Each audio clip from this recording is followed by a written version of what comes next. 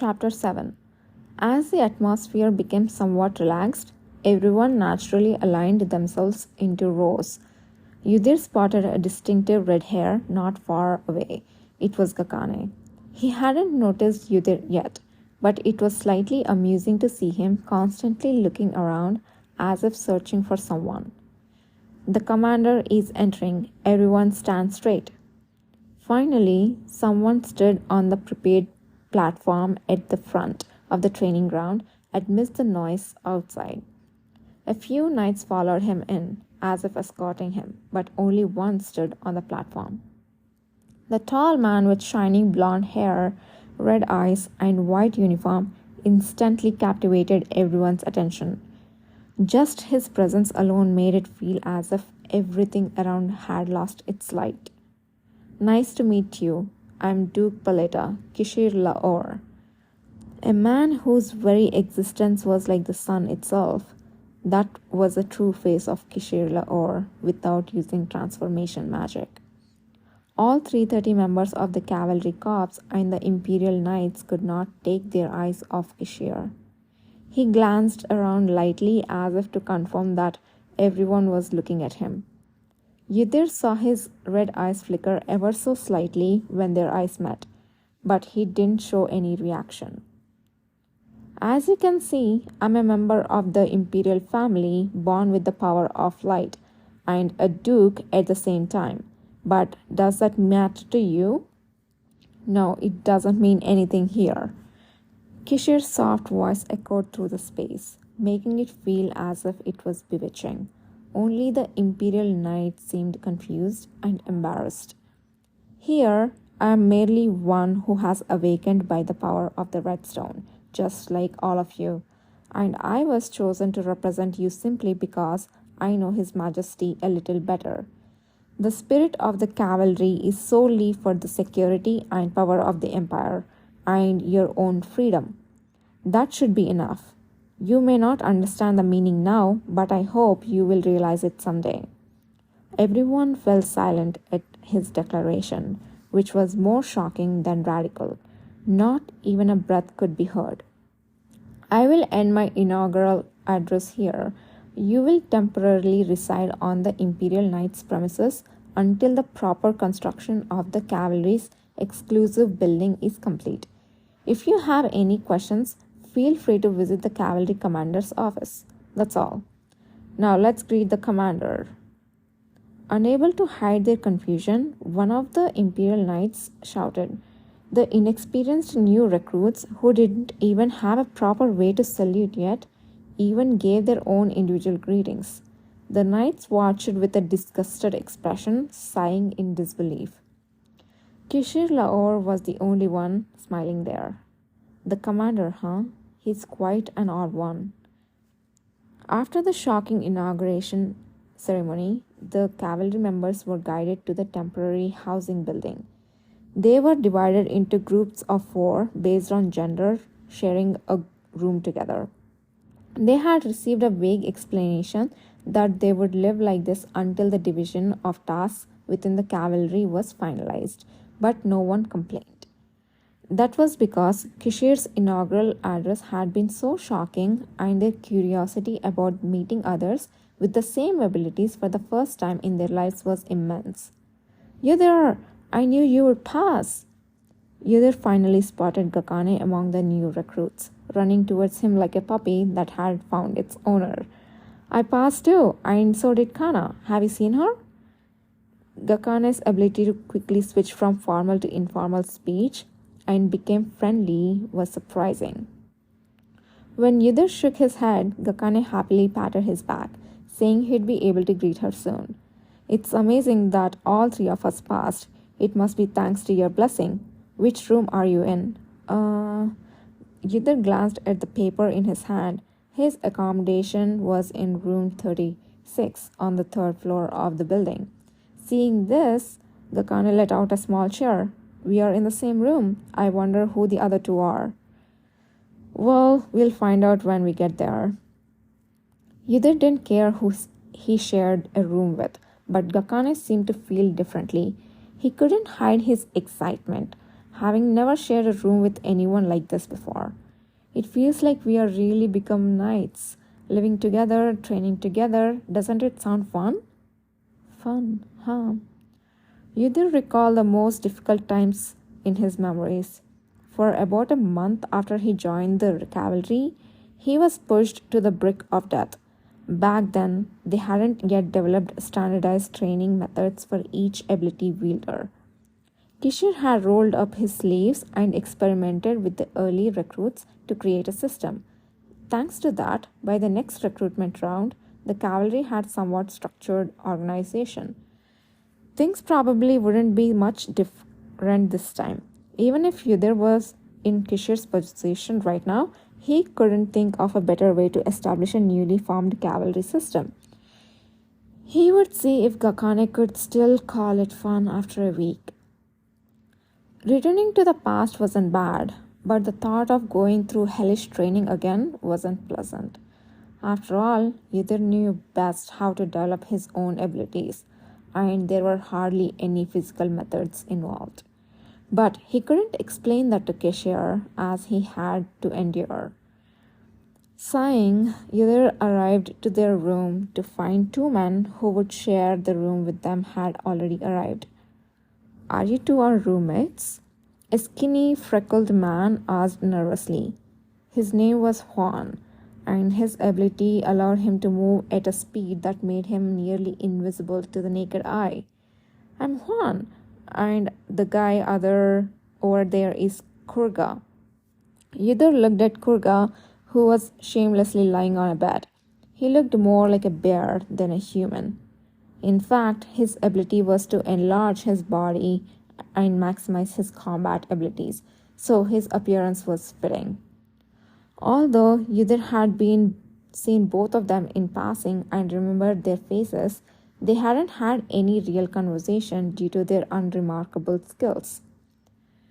That was a stark difference between Yudhir, who had quickly become a leader shortly after joining the cavalry, and the ordinary awakeners. In the past, Yudhir didn't have the leisure to pay attention to others with lesser abilities.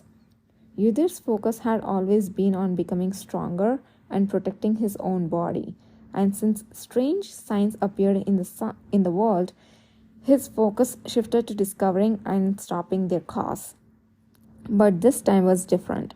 He had learned through death that he couldn't solve the problem alone, so he decided to broaden his attention to those around him and never become the leader of the cavalry again.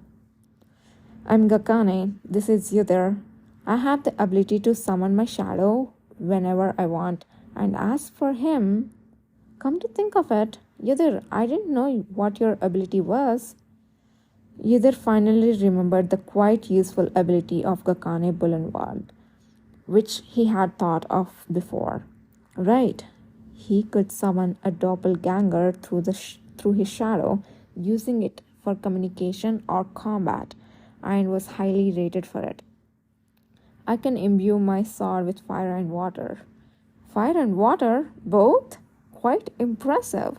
The others widened their eyes at Yudhir's words. They would probably be more surprised if they knew he was capable of even more, but it wasn't the time to reveal that. All right, let's get along from now on. Yeah, me too. After exchanging greetings, they divided the beds and areas to use. Many of them had anticipated group living before joining the cavalry, so there were no conflicts. It must be like a dream come true for commoners. Excluding Gakane, the other three would have been staying in this room were all commoners without surnames. For them, it must have been a very unfamiliar experience to live in a spacious room with 4 beds, clean bedding, and meals provided. But they'll get used to it soon. Thus began Yudhir's second experience in the cavalry. Out of the 330 cavalry members, just over 200 were without surnames. This meant that more than half of them were illiterate. Before this redstone fell, they wouldn't even have crossed paths with those who had surnames, but their fate had completely changed now. Training facilities that only Imperial Knights could use were now all occupied by cavalry. Every day there were explosions of fire and broken equipment at the training grounds, but no one found it strange. It was only natural when those with abilities were together. Commander Kishir ordered the cavalry members to undergo physical training, get accustomed to their power, develop their individual abilities, and even study letters simultaneously. It was an incredibly demanding task, but knowing what a great privilege it was, everyone moved according to the training schedule with a do or die attitude. As a result, after a few weeks, the cavalry members achieved remarkable results at an astonishing speed. Of course, no one could catch up to Yudhir, who did everything twice. Chapter 8. Nothing much has changed from the past so far. Of course, Yudhir's roommate and Karna's acceptance had changed from the past, but the faces of those who had been roommates then were not memorable enough, and the addition of just Kana did not affect the overall flow, so it did not matter. The effects happening in the cavalry proceeded as Yudhir knew them. There were only minor incidents, such as the blue-haired twins engaging in a verbal fight with the passing knights, or a brief commotion occurring during training due to someone causing a magical explosion. And soon our lodgings will change. They would move from the temporary residence in the Imperial Knight dormitory to the newly completed building dedicated to the cavalry. That place had been Yudhir's true home for a long time before he was caught. Although the Emperor had given him several houses after he was promoted, Yudhir had never felt attached to them. His real home had always been the small room in the top corner of the building where the cavalry members stayed. However, this time he wouldn't be promoted, so he could never stay in that room. Feeling strangely nostalgic for the place that had not even been built yet, Yudhir exhaled softly. Yudhir, you're surely not tired already? Gakane, who had been training next to him, asked incredulously. He had become a famous figure within the cavalry for his good looks and sociability, but he had never left Yudhir's side. Moreover, he always initiated conversations with Yudhir, regardless of whether Yudhir responded. It was both amazing and strange to interact with him. In fact, if one were to mention the most significant change since Yudhir's return, it would be his relationship with Gakane. However, Gakane would die in an accident during a mission about a year later. The event that Yudhir had once felt indifferent to now occasionally tormented his mind. I intend to prevent the deaths of those with abilities, including Gakane. But could he do it? He hadn't yet accomplished something significant enough to save someone destined to die. It was unknown whether his efforts would succeed or fail. The outcome of events that had not yet occurred could not be known. I'm fine. Yudhir cleared his thoughts and stood up again. That's right, that's more like you. What did it mean to be like himself? Even though he had behaved the same way, no one had tried to make eye contact with Yudhir in the past. However, the Gakane in front of him looked at him with an innocent gaze. It was both strange and peculiar. A month passed, and the cavalry members moved from their temporary lodgings to the new building made specifically for them. It was located right next to the Imperial Knights' grounds. The building had been designed with their training in mind, but the knights were furious that the cavalry members, whom they despised like insects, had better accommodations than they did. Yudhir's roommate remained the same, but the room was much larger than before. When they lay down in their separate beds, their space were divided enough to be invisible to another. And so, as Yudhir remembered, the harsh training continued, constantly changing its methods. There were no dropouts, but there were occasional injuries. What was surprising was that Kishir, the commander, also participated in the same training. The members were amazed, but Yudhir wasn't. It had been the same in the past. For the high ranking person to move directly to determine the training method, it's not an ordinary thing to do. Unlike the members who were bonding with each other, Kishir disappeared immediately after training. But just the fact that he was training with them encouraged everyone. After spending 3 months like this, Kishir finally called the members of cavalry again. They stood before the commander with a look that was both the same and different from before. The most significant change was that official issued black in uniforms. When more than 300 of them gathered, all wearing uniforms that looked similar to Kishir's white uniform, but much simpler, the atmosphere became unusually tense. First of all, I would like to thank you for following the unstructured training you have received so far. Kishir began with a brief greeting, then got to the main point. For the past 3 months, I have been testing your limits. The reason was to establish a complete structure of the cavalry, and now it's over. So, based on the training experience you have received, you must make a choice. A choice?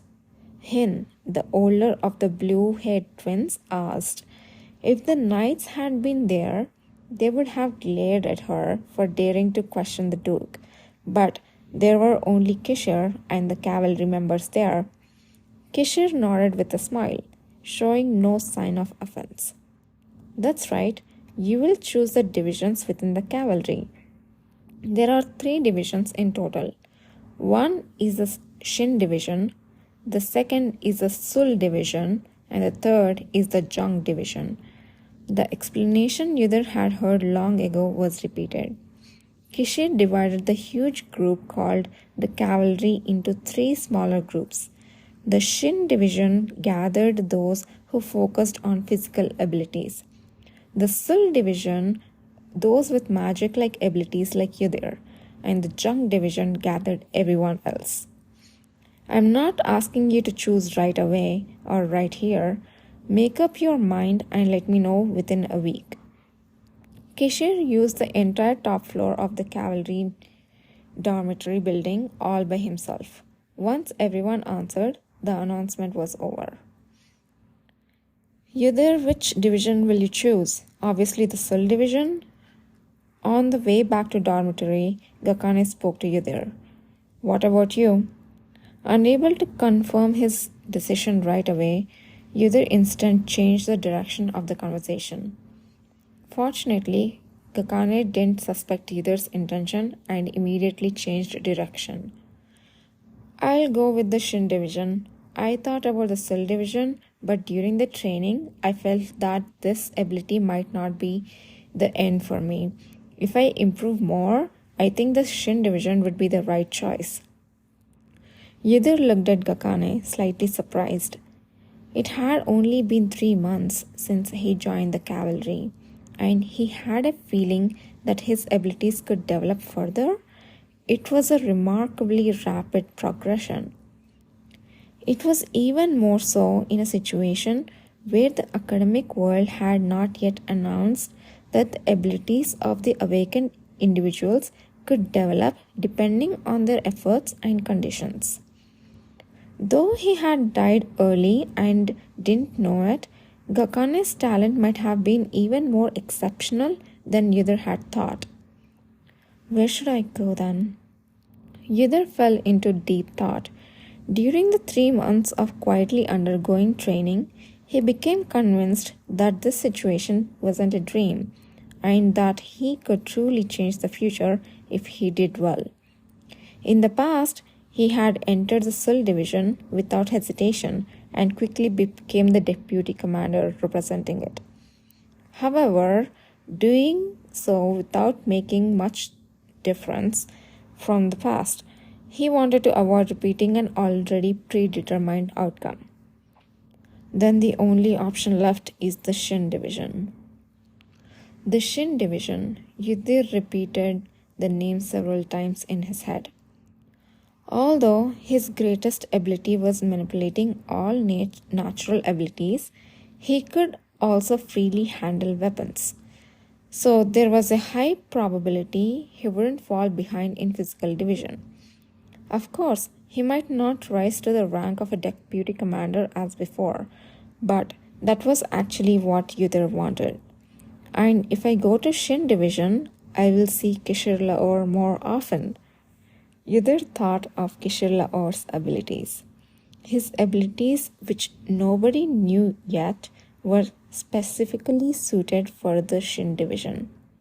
He can freely control power and speed while dominating outstanding physical control, excelling in both physical and attribute-based defenses. The most special aspect among them were physical control. In the past, when he had been of the Sil division, he barely met Kishir, the commander, as he was busy taking care of his subordinates. They did eventually meet regularly, but it wasn't what Yudhir had desired. However, things would be different if he joined the Shin division. In the past, Kishir had often personally supervised the members of the Shin division and provided guidance on their training direction. Kishir was an incredibly skilled leader, even if Yudhir didn't want to admit it. The fact became even more apparent when he went back in time. He hadn't just formed the cavalry based on short-term judgments. Yudhir often found himself at a loss for words when he saw Kishir's actions overlapping with future events. But why? Why did Kishir Laor pass the position of the leader to Yudhir at that time?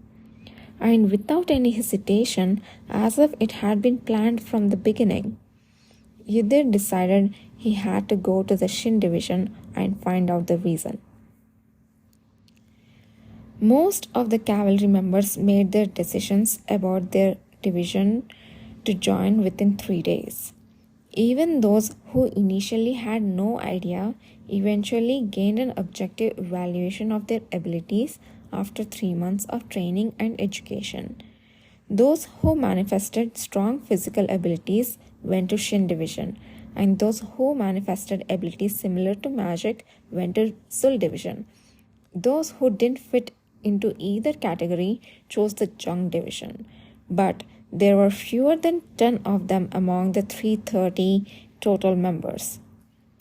Yudhir, wait for a moment, please. Kana, who had called Yudhir now, was also one of those 10 people.